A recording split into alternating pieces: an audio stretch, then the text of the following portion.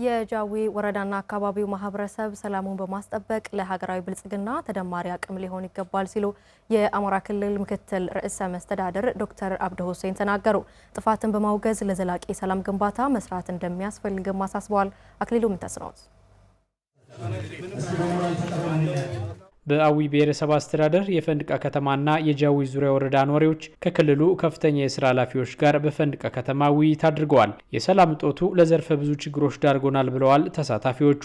እንዴት ያለ ነው ለአማራ መታገል? የአማራ ልጅ ትምህርት ቤቱ እየፈረሰ የአማራ ልጅ የራሱን ወንድም እየገደለ እንዴት ያለ የአማራ ትግል ነው? ምን ጉድ ነው ይሄ? በዚህ ጽንፈኛ ዘራፊ ቡድን ማህበረሰቡ ተሰቃይቷን ተንገላቷን። በትጥቅ መጣው በትጥቅ ዘርፈው ይሄዳሉ። በጠቅላላ ሙሉ ዝርፊያ ጥጃ ሳይቀር በግ ሳይቀር እቤት አውጦ ሙሉ ባለቤቶችን የኋሊት ሸግጦ መሄድ። ድረሱልን፣ በቃ ልብስ ሁኑን፣ እርዱን፣ እንርዳችሁ። እየተጎዳ ያለ ማን ነው? ምስኪኑ ማህበረሰብ አሁንም ልጆቻቸውን እያስተማሩ አይደለም። ስለዚህ ማህበረሰቡ ባካችሁ አግዙን፣ እኛም ገብተን ስራ እንድንሰራ። መንግስት ህግ ያስከብርልን ያሉት አስተያየት ሰጪዎቹ ህዝቡም ከጸጥታ ኃይሉ ጎን በመቆም ሊተባበር ይገባል ብለዋል። እንረዳዳ፣ ሰላም እናንጣ። ከየት እንጀምር? ከቀበሌያችን እንጀምር። እናንተን ጠንክሩ፣ እግዚአብሔር እኛንም ያጠንክረን። የሚሰሙን ከሆነ አብረን እንጮሃለን። የኛ ጮህት ቢጠቅም እግዚኦ መሐረነ ማለት ነው። ሰላም ዋጋላት አሁን አመልጣናለች። እንዴት አድርገን ልመልሳት የሚለው ደግሞ ቀስ አድርገን አንኳተን ወደጃችን ታስገባት ደስ ይለናል። የህዝብን እድገት የሚጎትትን ማንኛውም አካል በጋራ መታገል እንደሚገባ የአዊ ብሔረሰብ አስተዳደር ዋና አስተዳዳሪ ቴዎድሮስ እንዳለው ገልጸዋል። ሰላም የሚፈለግ ከሆነ በተግባር ነው የሚገለጸው። ጽንፈኝነትን አምርሮ መግለጽ ጥሩ ነው፣ የድፍረት መገለጫ ነው።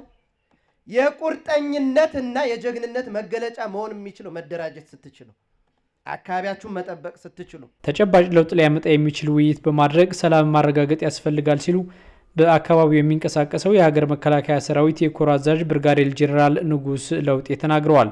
ከህዝባችን ተለጥነን ቦታ የለንም፣ ዋጋ የለንም። ህዝባችንን ያህል በድለናል። እውነቱን ነው። ህዝብ እያለቀሰብን ነው። ምን ይሻላል ብሎ ራሱን እንዲጠይቅ የማድረግ ስራ መስራት ያለባችሁ እናንተ ናችሁ።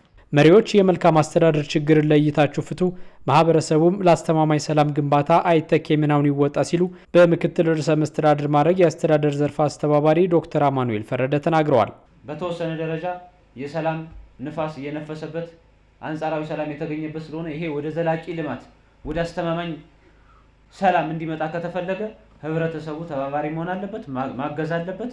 በተገቢው መንገድ ይሄን አቋም ወስዶ ህዝባችን ለሰላሙ ርብርብ ማድረግ አለበት። የአማራ ክልል ምክትል ርዕሰ መስተዳድር ዶክተር አብዱ ሁሴን የጃዊና አካባቢው ማህበረሰብ ሰላሙን ጠብቆ የተፈጥሮ ጸጋውን ሊያለማ ይገባል ብለዋል።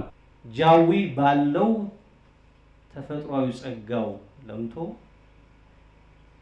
የግብርና ምርት የሚታፈስበት፣ የቆላ ፍራፍሬ የሚታፈስበት፣ የኢንዱስትሪ መናኸሪያ የሚሆንበትና ሹገር ኢንዱስትሪ ህብ የሚሆንበት ሁኔታ ለመፍጠርና በዛ ልክ ለመስራት ትኩረት አድርጋችሁ ብትሰሩ ለመጪው ብሩህ ጊዜ ጥፋትን ማውገዝና የተገኘውን የተሻሻለ ሰላም ማዝለቅ እንደሚገባም ነው ምክትል ርዕሰ መስተዳድሩ የተናገሩት።